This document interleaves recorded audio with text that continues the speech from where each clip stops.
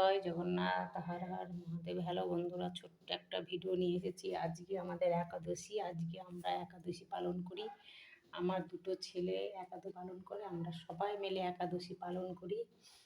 তাহলে হলো হাই বন্ধুরা সবাই, আমি আমার জগন্নাথের কাছে, আমার ভোলানাথের কাছে মঙ্গল কামনা করছি আপনাদের জন্য, ফেসবুক ইউটিউবের বন্ধু সব বাড়ির জন্য।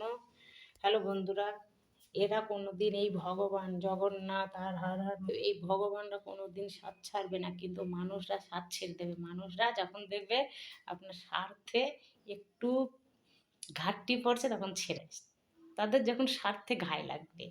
কিন্তু এরা, আমার এই ভগবানটা কোনো দিন আমার সাথ ছাড়বে না। আমার দুঃখে সুখে সকল সময় থাকবে। আমার যখন দুঃখ হয়, সবাই তো সবাইকে বলতে পারে, কিন্তু আমি আমার দুঃখটা কাউকে বলতে পারি না। তখন আমি কি করি, আমার এই ভগবানদের কাছে শেয়ার করি আমার কষ্ট, রাগ, অভিমান সব কিছু। বুঝতে পেরেছেন? তা আশা করি সবাই ভালো থাকবেন। ভগবানের কৃষ্ণ কৃষ্ণ নাম করুন, হরে কৃষ্ণ কৃষ্ণ কৃষ্ণ হরে হরে, হরে রাম রাম রাম হরে হরে।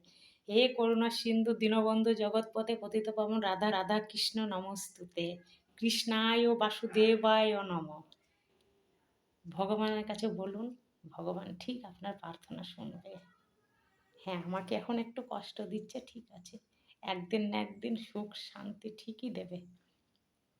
বুঝতে পেরেছেন?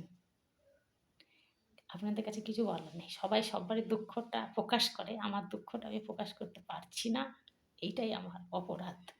বলতে পারছি না, বললে কে শুনবে? শোনার মানুষের অভাব। তাই আমি আমার ভগবানকে বলি, আর আমি হাসি মুখে আমার ভিডিওটা করি। অনেক কষ্ট